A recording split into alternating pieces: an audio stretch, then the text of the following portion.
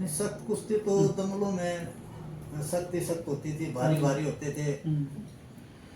मतलब कई बार ऐसा भी होता था, जैसे हम छुट्टी के पहली छुट्टी के तो पहलवान नहीं हुए, हाँ वजन कम था, हाँ जी। तो तीसरी कहीं दूसरी तीसरी छुट्टी में ऐसे नंबर आ जाता था। हम्म, तो हरियाणा में शौक बहुत ज़्यादा था, हम्म, तो जैसे 500 रुपये पर बहुत सारे पहलवान कुश्ती लड़ने आ गए भाई, वो रेफरी को पकड़ रहे हैं कि मेरी कराओ मेरी कराओ। तो कई बार ये जरूर होता था, वो कहते थे एक बार बढ़िया के को लिया भाई सारा साफ हो जाएगा। अच्छा जी, हाँ ठीक।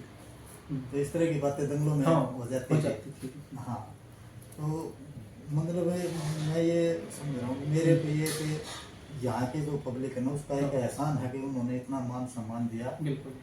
मतलब मैं किसी भी शब्दों में बयान नहीं कर सकता हाँ कि कितना मान सम्मान है। आज भी कहीं दंगल में किसी में चला जाता हूँ तो जो माइक पे बोलने होते हैं 5-7 मिनट मेरे ऊपर लगाते हैं, बढ़िया गा के दंगल। हाँ जी, हाँ ठीक है। मतलब दूसरे देश में सबसे पहली बार कौन से सन में गई जी? 83 में। अच्छा 1983 में गई। हाँ। जल्दी आ गया, मतलब बाहर जाने के बाद, जैसा 81 में तो अखाड़े में ही गई। हाँ, तो 2 साल बाद में वो कुदरती बोलते हैं ना, हाँ। विपूत के पालने में देखते तो मैं कुदरती गांव से गाता भी कुश्ती अच्छा लगता, तभी तो मैं 28 किलो में फर्स्ट आया, 32 किलो में फर्स्ट आया। हाँ, तो नेशनल फर्स्ट आया, तो टैलेंटेड तो था ही मैं। इसमें नेशनल में कितनी बार मेडल है जी आपकी? नेशनल में मैं 3 बार, तो जैसे कैडेट में और जूनियर में, और 8 बार नेशनल का सीनियर का गोल्ड है। अच्छा। 6 बार नेशनल का गोल्ड है, 2 बार इसका ये फेडरेशन कप होता है इसका। अच्छा जी, ठीक। तो ये मान कर चलो करीब 8-10 साल। हाँ, मतलब मेडल देख के रही नेशनल हाँ, में जी, है जी? हाँ, 31 बार मैंने इंडिया को रिप्रेजेंट किया। 31 बार मतलब दूसरे देश में गई। हाँ, तो मान लो ये कम से कम 2010 तक ये पूरे हिंदुस्तान में सबसे ज़्यादा बाहर जाने वाला मैं ही था। ठीक है। ये भी एक 31 बार जाना भी बहुत बड़ी बात है। ये मतलब ये भी 8-10 साल रिकॉर्ड ये भी रहा है। हाँ जी। 10-12 साल के सबसे ज़्यादा टूर हिंदुस्तान में किसी ने बढ़िया के भी। बढ़िया। हाँ जी, हाँ। तो एक अपने आप में बड़ी वह है। तो जब आप सबसे शुरू में गई बार, हाँ, तो कितना कुछ अलग देखा जी वहाँ पे?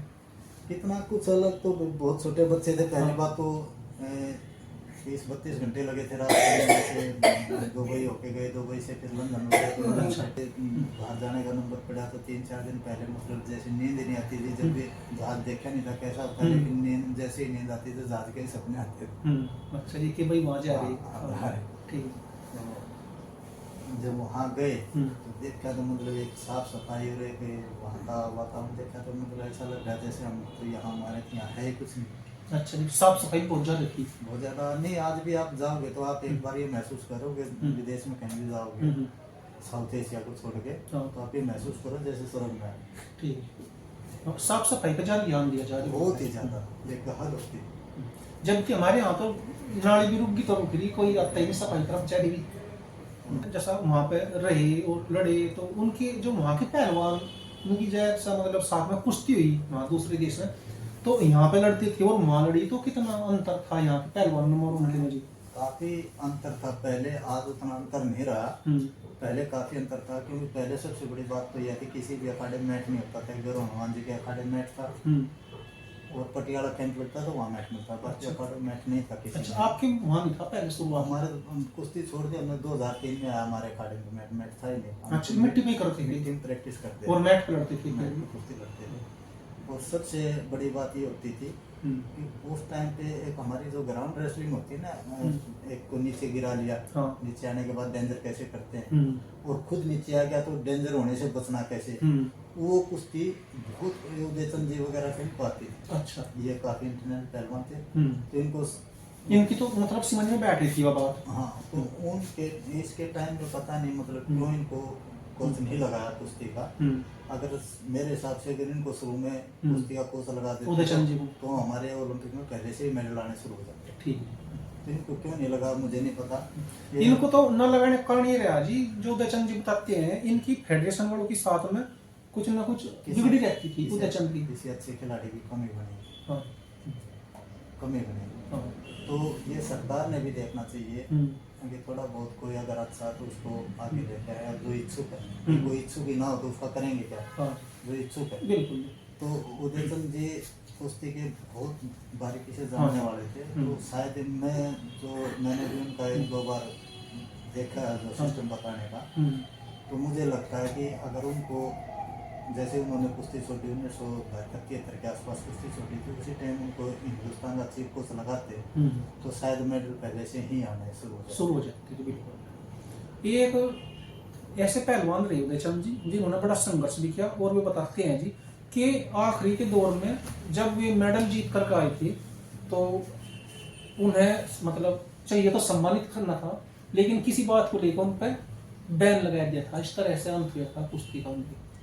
इसके अंत का मुझे नहीं पता, लेकिन वो बहुत काफी हम्म, चर्चित पहलवान रहे हैं। हाँ तो एक बार तो मुझे 100% सच्चाई तो वही बताया, मुझे पूरा पता नहीं, लेकिन हाँ। एक बार एनआईएस करने गए थे, तो एनआईएस में उनको फेल कर दिया था। हाँ जी। फेल क्या कर दिया था, वो एक टेक्निक थी कलाजन, हम्म, तो जो वहाँ बता रहे थे वो ऐसे पकड़ के बता रहे थे, हाँ। और उदयचंद जी ने कहा भी ऐसे पकड़ना है, हम्म, तो वो बोले नहीं ऐसे पकड़ो। हम्म, तो उदयचंद जी थोड़े से अकड़ स्वभाव के थे, उन्होंने बोल दिया कि आपने सिखाए मैंने मारे हैं। हम्म, हाँ। तो आप तो सिखाने वाले हो, हाँ, हमने मार रखी। हमने मार रखे। तो उसी बात के वो चिढ़ गए, उसको हाँ। फेल कर दिया। हाँ, और एक जहाँ तक एक बार हमने सुना है, हम्म। कभी उदयचंद जी से मिलने का मौका बहुत कम मिला मेरा, हम्म, तो ये उनके शिष्यों द्वारा ये सुना है कि एक बार उन्होंने लिखित में एक बार हम्म, खेल मंत्री को भी एक पत्र दिया था हम्म, कि आप मुझे इंडिया का चीफ कोच बनाओ, हम्म, अगर मेडल नहीं आया तो जितना भी मेरे पे खर्चा होगा हम्म, इंडिया का, मैं उतना खर्चा आपको वापस दे दूंगा। हम्म, तो फिर उसमें जो चीफ कोच थे, पता नहीं कौन था उस टाइम पर, उन्होंने लिख दिया कि ये एनआईएस नहीं कर रहे, तो सिर्फ इस बात के लिए उनको इंडिया टीम का कोच लगा है। ठीक। हाँ जी, देखो एक चीज है, उनका वो देखना चाहिए था ना भाई, उन्होंने उपलब्धि क्या क्या दी, जो 3 बार ओलंपिक में लड़ी है जाकर। उन्होंने ये कहा है कि जो मेरे पे खर्चा करेंगे वो वापस वापस दूंगा, दूंगा। तो उसको उसका कितना उसमें कुछ ना कुछ उसमें वो तो होगी, जब तो कह रहा हूँ। उसको एक एनआईएस में पढ़ाते भी हैं, हम्म, जब एनआईएस कराते हैं ना, उसमें एक चीज पढ़ाते भी हैं, हम्म, अगर कोई इंडिसिप्लिन है हम्म, तो कोई खास मौका आ जाए तो उस पे उस मौके को बना भी लेना चाहिए, हम्म, उसकी उस बुराई को दूर करके जो उसमें अच्छा है अच्छा, वो तो ले लेनी चाहिए। वो ले लेनी चाहिए। एनआईएस में पढ़ाते भी है, ठीक। आता है अच्छा, पैरा है कोई पैरा, ठीक। तो उन्होंने इसकी मतलब एक वो जो पढ़ने की जो बात हाँ, थी वो उसको बुला लेना था। उसको बुलाया नहीं, वो सारी सबसे बड़ी वही बीमारी बना दी। हाँ जी।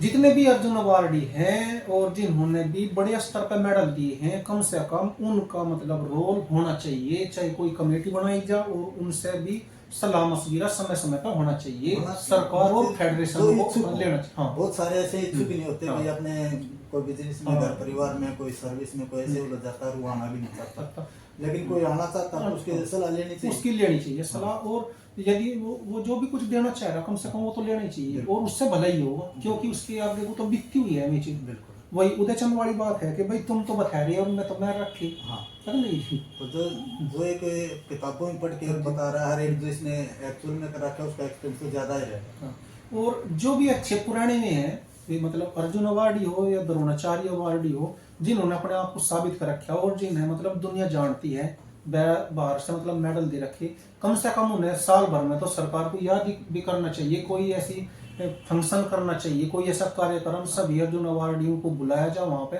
उन्हें मतलब बोलने का मौका भी दे, वे उनके अंदर की क्या बात है, वे क्या कहना चाह रहे हैं, और उसी बहाने मतलब वे इकट्ठे भी हो जाओ और मिल भी लें। चलो बहुत पुराने ना तो जो 5-7 साल के बीच के हैं, जो गैप के उन्होंने बुला के उनको तो थोड़ा बहुत पूछना चाहिए भाई, आप क्या करवाना करना, चाहते हो, करवाना चाहते हो, आना चाहते हो, नहीं आना चाहते हो, आना चाहते हो तो बुलाओ उनको। बिल्कुल। लेकिन बिल्कुल ही उन्हें भुला देना ये तो सही नहीं। अपनी परंपराएं हैं ऐसी, मतलब घर में ही बुला देते हैं बड़े बूढ़ों को। हाँ जी, तो ये तो हमारे देश की परंपरा है, परंपरा ही होगी जी। हाँ, तो जिनके कुछ लगते नहीं वो के याद करें, बिल्कुल।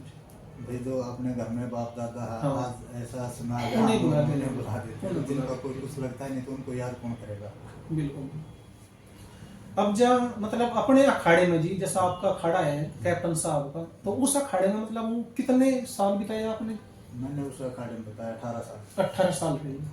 तो अब जैसा मैं लिया भाई फिर छोड़ के आ गई, तो मतलब अब कितने दिन में जाना होता है अखाड़े में? मैं हफ्ते में 1-2 बार चला जाता। अच्छा, हफ्ते में चले जाते हो? हफ्ते में चला। ठीक। ये बड़ी बात है, हफ्ते में भी आप एक चक्कर लगा रहे हैं खड़े। एक भी लग जाए, दो भी लग जाए, अच्छा। 3 भी लग जाए, एक आध दिन रुक भी जाता हूँ वहाँ। ठीक ठीक। तो जैसे कल आपका फोन आया, मैं हाँ जी में हाँ, था, मैं जब आप अखाड़े में थे जी। हाँ, परसों था, मैं परसों गया अच्छा, था, अच्छा। कल आया था गाड़ी, ठीक तो है। वहीं रुका था। अच्छा, वहीं रुके थे।